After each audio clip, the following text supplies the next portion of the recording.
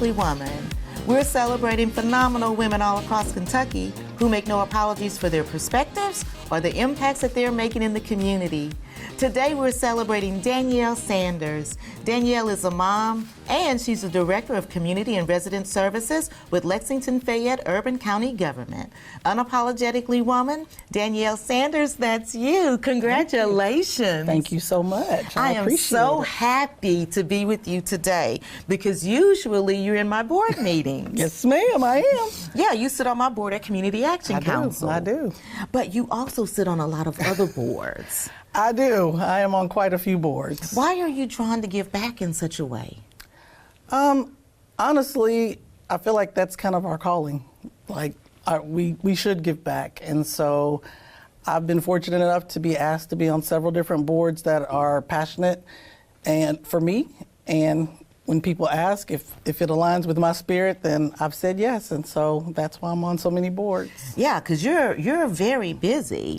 You know, I know the commitment that our board takes and some of the other boards that you're on, but they all seem to kind of fit around that community service part for you. Yes, I'm big about giving back. Before LFUCG, I did 20 years with Kentucky Drug Courts. And so I'm still committed to being an ally for folks in recovery. So that's why I'm on the Voices of Hope board. I'm also on the Chrysalis House board. So I am big for just helping people to improve themselves and get in a better position, which is why I choose the boards I do. And so is there anything in your background that pushes you in a certain direction? Was there a mentor or?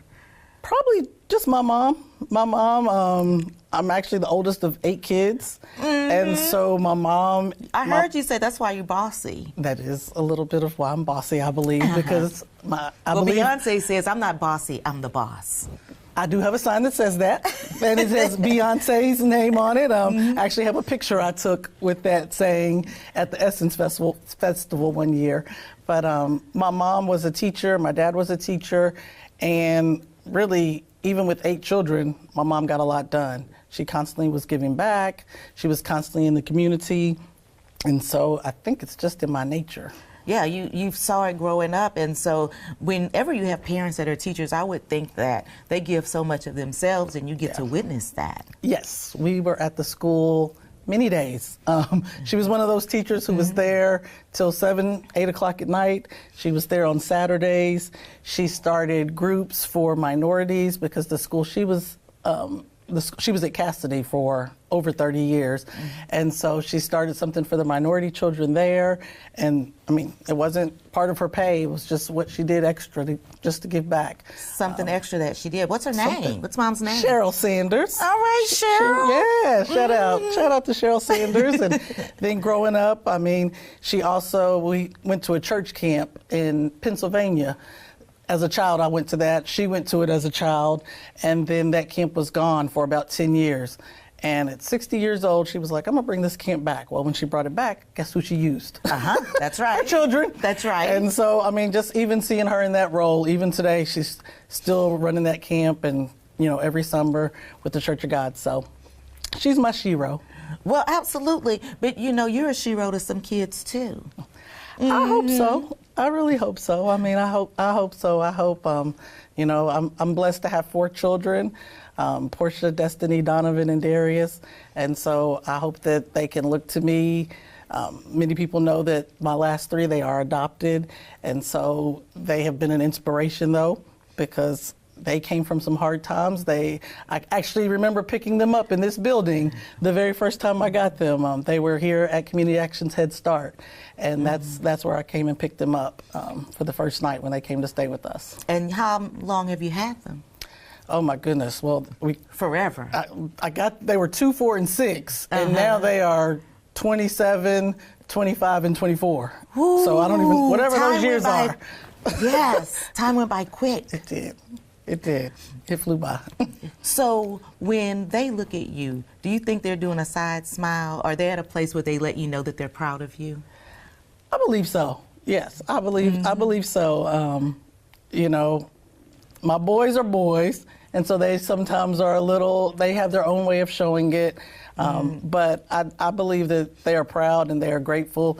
and I'm just as grateful for them. I mean, it's an equal relationship, so I believe. Well, I believe sometimes they're happy. I've heard it said before, sometimes when you think you're saving somebody else, you find out that you're saving yourself as well. Oh, absolutely, because I didn't plan on having any children. I had said, I was like, as you said, I was the oldest of 8. I was bossy. I had my own seven children, I felt, because I actually had twin siblings, my youngest, and they were born when I was 16. And so, you know, they were with me in high school, going to the games. A lot of people were like, hey, there's their sidekicks. And so all of a sudden, the Lord was like, no, here's some children. And it was what I needed. That's right. Yeah. That's right. So now you're over at LFUCG. I am. Tell me about what you're doing over there. Yeah, so that's incredible. I'm over at Community and Resident Services. It used to be Adult and Tenant Services. That's what most people know us as. Most people know it for rent and mortgage and utility assistance, but there's so much more.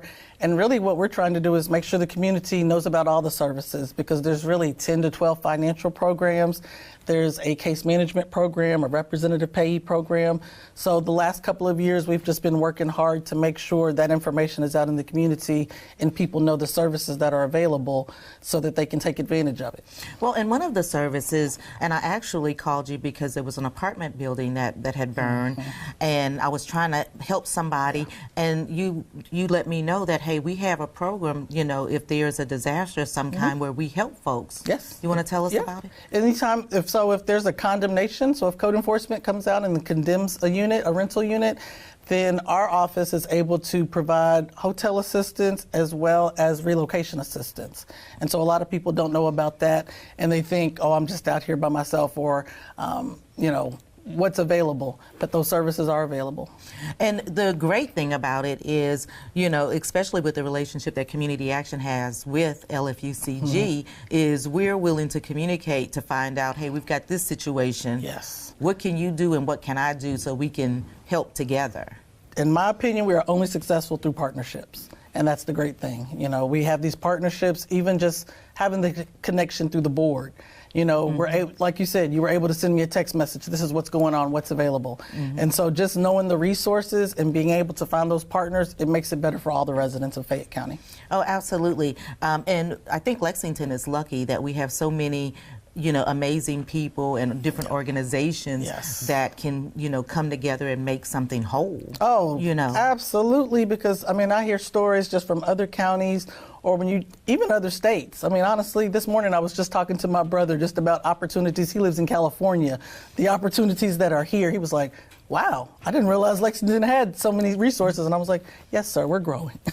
How is your brother affected by the fires that are going on in California right now? Fortunately, he's not. He lives in San Diego, so he's a few hours away. So good. We're hoping that won't happen. Blow that way. So you, in the past, you've done a lot with drug courts. Tell us about that. So drug courts are an intensive probation program for people who have a drug or alcohol problem. Under the drug courts, I've been able to work with adults. I ran a juvenile drug court, also a veterans treatment drug court as well. So that was for veterans who may not have had a drug or alcohol problem, but it could have been some type of issue related to their military. And it allowed us to be able to work with them intensely in the community. There's a saying in the recovery community, live life on life's terms. And so oftentimes someone may have a drug or alcohol problem and they go to treatment. Well, in treatment, you're in these 4 walls. You know, you're focused on your treatment, and that's wonderful. But then being able to be in the community and live with the highs and lows that we all have to deal with while still combating your drug and alcohol problem.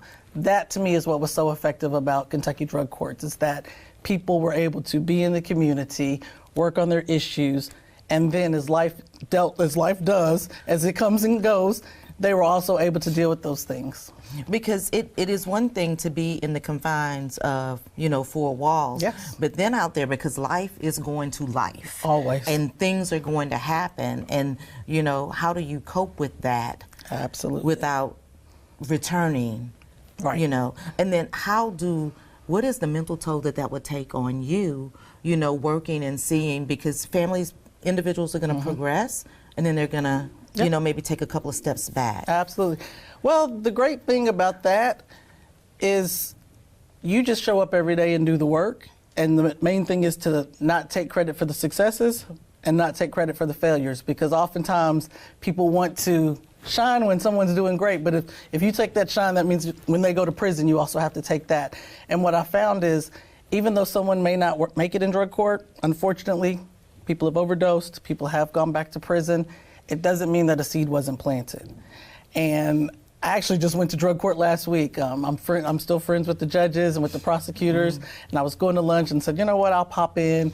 And there were a few people there, and they said, hey, Danielle, they were back. And I was like, you know, I'm just glad you're back, because you have another day to make it happen. You know, every day you get to open your eyes. To think about it. Well, I mean, if you get to open your eyes again, you get another chance. And so the fact that they were willing to still be there and still make progress, I think was great. I've been fortunate. I started a cleaning company a few years ago. I've used some of my graduates who were in the program. One of them just came back to working with me. She just posted the other day on Facebook, 20 years at UK. And she started that job when she was in drug court. And I told her, I said, I was in drug court the other day with Judge Bunnell, and she said, she's the one that gave me my children back. I said, I remember. I said, the very first week I was there, I went to court with her, and she was supposed to get her rights terminated. And the judge said, you know, I'm going to do something different today, and I don't know why, but I'm going to give you one more chance. She worked the program. She ended up getting her daughter back, and then had a son, and they're both adults, and they're doing great. So it's those kind of stories and those kind of successes that keep you going, even when sometimes it's not a great ending. Mm-hmm. When it can be very hard. Yes. While you love your job and you're so excited about it, you know the exact date that you're planning on retiring already, don't you? 12/1/27. You know it too. Oh, yes.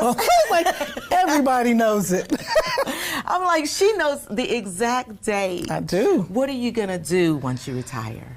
I don't know. That's what I'm trying to figure out, honestly, at this point. I really don't know, because at that point I'll be early in my 50s, so obviously I don't want to stop working, but it will give me more time to travel and see family. Like I said, I have a lot of siblings and nieces and nephews, so I'll go back and do something in the community, helping.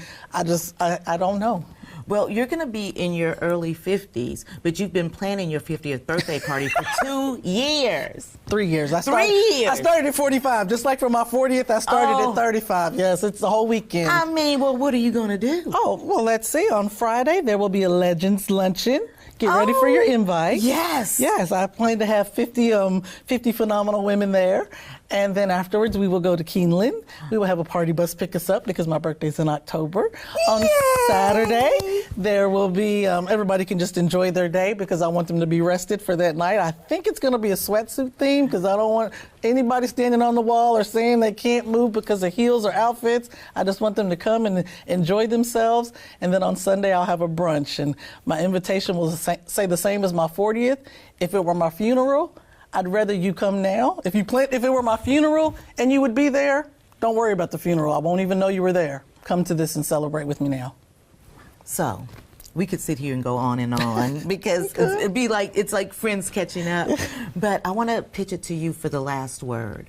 You know, to give some advice for maybe girls or young women that are looking, you know, at you and thinking, gosh, I'd like to be like her someday. What kind of advice would you give them, Danielle? Well, I would say don't be like me, be like you, because whoever you are, God has put it in you to be the best that you can be, and be a woman of your word. Mean what you say what you mean. I've been a supervisor for a long time, and one of the things I try to emphasize to my staff and to others who want to just move up and even professionally, stay consistent. If you stay consistent and you show compassion, then the work will get done. Good to be here. I appreciate So you. proud of you. Thank you. So proud of you. Thank you. You guys heard it from Danielle. Don't be like her, be like yourself, but continue to work hard. Continue to watch as we celebrate other phenomenal women just like Danielle who are making meaningful changes in the community. I'll talk to you soon.